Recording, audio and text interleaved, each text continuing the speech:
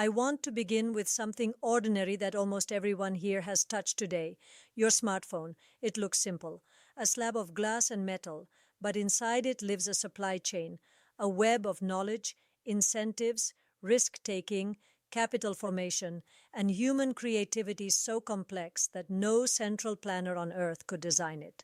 Not a committee, not a ministry, not an algorithm sitting in a government office.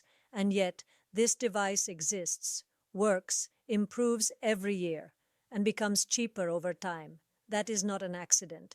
That is the market at work, quietly coordinating millions of decisions through prices, profit, and loss.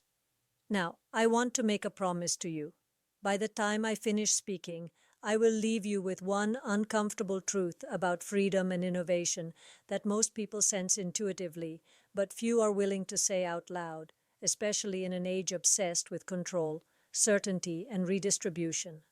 Hold that thought, because everything I'm about to share leads directly to it. We live in a moment where artificial intelligence dominates headlines. Everywhere you look, people are told there is one obvious winner, one name you must own, one consensus trade that everyone agrees on. Markets love narratives like that because they feel safe. They feel simple. They feel validated by repetition. But markets are not built on comfort. They are built on curiosity, disagreement, and courage. At ARC, we have never invested by following applause. We invest by asking uncomfortable questions long before the crowd notices them. Here is one of those questions. What if the most important AI opportunity is not the one shouting the loudest? When people talk about artificial intelligence, they often imagine chips, data centers, and raw computing power. Those things matter. They are real. But they are inputs, not outcomes. AI is not valuable because it exists. AI becomes valuable when it changes how humans live, work, move, heal, and create. The real economic value shows up not in the hardware alone, but in the platforms that learn, adapt, and scale intelligence across the real world. I have spent my career studying technological revolutions: personal computing, the internet, mobile, genomics, blockchain. Every single one followed a similar pattern. First, skepticism, then excitement, then overconcentration in the most visible players, and finally, a quiet shift of value toward those who integrate the technology deeply into products, services, and daily life. This is where many investors make a critical mistake. They confuse visibility with inevitability. They confuse size with upside. They confuse yesterday's dominance with tomorrow's compounding. Let me be very clear about something that often gets misunderstood. Innovation does not spread evenly. It never has. It never will. And attempts to force equality of outcomes do not accelerate progress. They suffocate it. Innovation thrives on freedom, the freedom to experiment, to fail, to be wrong, and to be wildly right without asking permission. Artificial intelligence is no different. In fact, it amplifies this truth. The companies that will benefit most from AI are not necessarily the ones selling the picks and shovels. They are the ones building learning systems that improve with every interaction, every mile driven, every transaction processed, every decision refined. These systems do not just execute instructions, they absorb reality. And this brings me to a company we have been accumulating quietly, consistently, and with conviction, while much of the market remains distracted. When I talk about this company, I am not talking about a car company in the traditional sense. I am talking about the world's largest real-world AI data engine, a company that collects more edge case data than any other entity on the planet. A company whose AI is trained not in simulations alone, but in the chaos of the real world, where physics, human behavior, weather, infrastructure, and unpredictability collide. Autonomous intelligence is not won in a lab. It is won on roads, in factories, in logistics networks, and eventually in humanoid systems that will redefine labor itself. Here is what many miss: intelligence compounds. Data feeds models. Models improve decisions. Better decisions generate more data. This flywheel is not linear, it is exponential, and once it reaches a certain velocity, it becomes extraordinarily difficult to stop. Now, let's talk about incentives, because incentives are everything. In free markets, incentives align innovation with value creation. When a company bears the cost of failure and earns the reward of success, it allocates capital more efficiently than any centralized authority ever could. Artificial intelligence trained under these conditions evolves faster, adapts better, and solves real problems, not politically convenient ones. This is why I am deeply concerned when I hear calls to slow down innovation for our own good. History shows us that stagnation has never protected freedom. It has only protected incumbents and bureaucracies. The greatest risks humanity faces, disease, energy scarcity, aging populations, climate volatility, are not solved by freezing progress. They are solved by accelerating it responsibly through open competition. AI is a tool, a powerful one, but tools do not eliminate human agency. They amplify it, and that amplification rewards those who are prepared, curious, and willing to think independently. Let me give you a concrete example. When autonomous systems reduce transportation costs, the benefits ripple across the economy. Goods become cheaper, time is reclaimed, productivity rises, entirely new business models emerge. This is deflationary in the best possible sense. It raises living standards without coercion. But here is the uncomfortable part. Not everyone benefits at the same time. And that is where fear enters the conversation. Many policymakers look at this transition and see disruption as a problem to be prevented, rather than a process to be managed. They reach for regulations not to protect consumers, but to preserve existing structures. That instinct is understandable, but it is dangerous. Because when you restrict innovation, you don't stop change. You just move it elsewhere. And you surrender leadership to those willing to embrace risk. Freedom is not safe. Freedom is productive. Now, I want to return to something I mentioned earlier. The idea that value often migrates quietly. The market loves obvious stories, but the market underestimates systems-level thinking.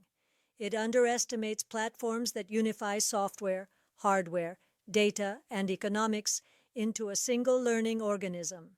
It underestimates companies that reinvest aggressively, endure criticism, and think in decades instead of quarters. At Arke, we do not ask whether something is popular. We ask whether it is inevitable. Autonomous intelligence embodied in machines that interact with the physical world is inevitable. AI-driven robotics is inevitable. Human-machine collaboration is inevitable. The question is not if, but who captures the value. And here is where I want you to pause and think carefully. What happens when intelligence becomes a factor of production? For centuries, economic output was constrained by labor, land, and capital. AI changes that equation. Intelligence, once scarce and slow, becomes abundant and scalable. That does not eliminate human worth. It redefines it. Humans move up the value stack. Creativity, judgment, entrepreneurship, and moral reasoning become more important, not less. But this transition only works in societies that allow it to happen. Which brings me back to the truth I promised at the beginning. Freedom is not the absence of risk. Freedom is the willingness to accept risk in exchange for progress. Societies that understand this will lead the AI era. Societies that don't will consume it secondhand. And investors who understand this dynamic, who look beyond headlines, beyond consensus trades, beyond comfort, will position themselves not just for returns, but for relevance. The AI revolution will not reward obedience. It will reward insight. And right now, the most powerful insights are forming far from the loudest conversations, in places where data meets reality, where intelligence compounds silently, and where freedom is treated not as a slogan, but as a prerequisite for innovation. That is where we are looking. That is what we are building conviction around. And that is why forgetting the obvious story may be the most intelligent move an investor can make right now. Because once intelligence is embodied in the physical world, everything changes. When software begins to see, move, decide, and act in real environments, it stops being a layer on top of the economy and starts becoming the economy itself. This is not theoretical. This is not science fiction. This is already happening, and it is accelerating faster than most institutions are prepared to admit. Think about what autonomy really means. It means a system that can perceive its environment, predict outcomes, choose actions, and learn from the results without constant human intervention. That is intelligence expressed through motion, logistics, manufacturing, energy usage, and eventually labor substitution at a scale never before experienced. Now ask yourself a simple question. Where does the hardest data come from? Not from curated datasets, not from simulations designed to avoid liability. The hardest data comes from reality, messy, unpredictable, edge case field reality. It comes from millions of miles driven, billions of decisions made, and constant exposure to failure modes that cannot be scripted. This is why I have said repeatedly that autonomy is not a chip problem alone. It is a data problem. It is a systems problem. It is a learning problem. And systems that learn faster eventually dominate systems that merely compute faster. That distinction is critical, because while much of the market obsesses over who sells the most processing power, we are focused on who owns the feedback loop between intelligence and the real world, who closes the loop between perception, decision, and action at scale. Once that loop is closed, the economics change dramatically. Margins expand, not because prices rise, but because costs collapse. Labor becomes optional in areas where it was once mandatory. Downtime disappears, error rates fall, productivity compounds. And when productivity compounds, wealth is created, not redistributed. This is where the conversation often becomes uncomfortable, especially in political circles, because productivity growth does not ask permission, it does not arrive evenly, and it does not conform to ideological timelines. But it has always been the single greatest driver of rising living standards in human history. Every major leap forward, from agriculture to industrialization to electrification to computing, displaced old jobs while creating entirely new categories of value. The net result was not less opportunity, but more. The difference now is speed. Artificial intelligence compresses decades of progress into years. That compression creates anxiety, and anxiety creates calls for control. But control is the wrong response. The right response is adaptation, and adaptation requires freedom. Freedom for entrepreneurs to build, freedom for capital to flow to high-risk ideas, freedom for failure to exist without moral condemnation, freedom for success to be rewarded without apology. This is why I reject the idea that we must choose between innovation and ethics. That framing is false. Ethics do not come from stagnation. They come from responsibility paired with progress. Now let me bring this back to investing, because investing is ultimately about how the future gets funded. Markets are forward-looking discounting mechanisms. They do not price what is obvious today. They price what becomes obvious tomorrow.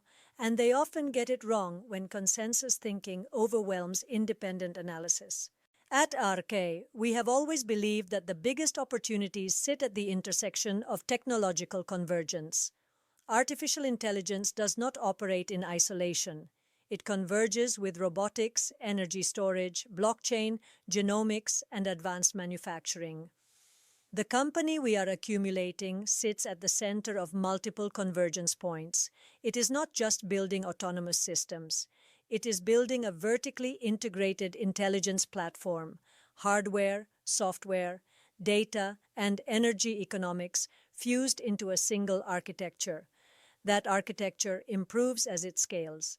And because it is real-world facing, every deployment makes the system smarter. This is why short-term metrics often fail to capture long-term value. Quarterly earnings do not measure learning velocity. Price-to-earnings ratios do not measure data advantage.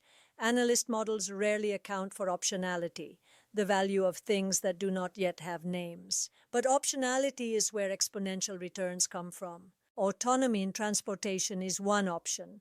Autonomous logistics is another. Autonomous manufacturing, energy optimization, distributed AI services, humanoid robotics that redefine labor economics entirely. Each of these could be $1 trillion market on its own. Together, they represent something larger, a shift in how intelligence is deployed across society. Now let's talk about fear again, because fear shapes policy, and policy shapes markets.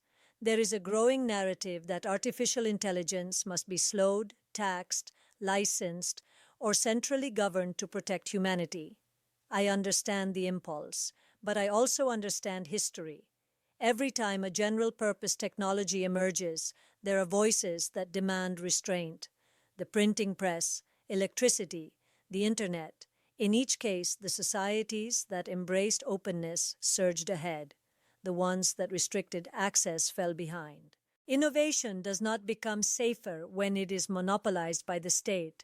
It becomes opaque, it becomes political, and it becomes stagnant. The greatest risk is not that AI will move too fast. The greatest risk is that we will respond too slowly, paralyzed by fear while others build the future without us. Freedom is not reckless.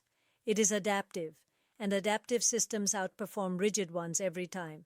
This applies to biology, it applies to markets, and it applies to civilizations. Which brings me to the deeper truth underlying this entire conversation. Artificial intelligence is forcing us to confront a reality we have avoided for a long time.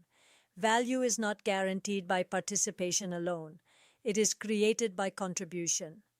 That idea makes people uncomfortable because it challenges the belief that fairness means sameness. It does not. Fairness means equal access to opportunity, not equal outcomes enforced by policy. When intelligence becomes abundant, human differentiation does not disappear, it intensifies. Those who learn, adapt, and create will thrive. Those who demand protection from change will fall behind. This is not cruelty, this is reality, and pretending otherwise does not help the vulnerable. It traps them. The most compassionate thing a society can do is maximize its rate of progress while ensuring that individuals have the freedom to reposition themselves within it. Education, capital access, open markets. These are solutions, not throttles on innovation. Now let me fulfill the promise I made at the beginning. Here is the truth about freedom that few are willing to accept. Freedom is uneven. It always has been. Not because it is unjust, but because it reflects reality. Individuals differ in ambition, curiosity, risk tolerance, and creativity. Systems that honor freedom allow those differences to express themselves productively. Systems that deny freedom force everyone toward the lowest common denominator. Artificial intelligence does not change this truth. It reveals it. AI will magnify the returns to insight, courage, and long-term thinking. It will expose complacency, and it will punish consensus thinking masquerading as safety. This is why the most important investment decision today is not about a ticker symbol. It is about mindset. Do you believe the future should be engineered from the top down or discovered from the bottom up? Do you believe progress must be managed to be moral or unleashed to be meaningful? Do you believe intelligence is something to fear or something to scale? At ARC, we have made our choice. We invest in platforms that learn. We invest in companies that integrate intelligence into the fabric of the real world. We invest in founders who think in decades and act with conviction. And we invest in freedom, not as an ideology, but as an operating system for innovation. Forgetting the obvious trade is not contrarianism for its own sake. It is recognition that the most transformative value is often invisible until it suddenly isn't. The AI revolution will not be announced politely. It will arrive through compounding advantages that, once established, are almost impossible to reverse. Your responsibility, as an investor, as a thinker, as a citizen, is not to memorize headlines, but to understand systems, to question narratives, to read widely, to think probabilistically, and to defend the conditions that make progress possible. Because the future will not be built by consensus. It will be built by those willing to think independently, act freely, and accept the uneven but extraordinary rewards of innovation. That is the opportunity. That is the challenge. And that is the reality of the AI age we are entering right now. And right now, the most powerful insights are forming far from the loudest conversations, in places where data meets reality, where intelligence compounds silently, and where freedom is treated not as a slogan, but as a prerequisite for innovation. That is where we are looking. That is what we are building conviction around. And that is why forgetting the obvious story may be the most intelligent move an investor can make right now.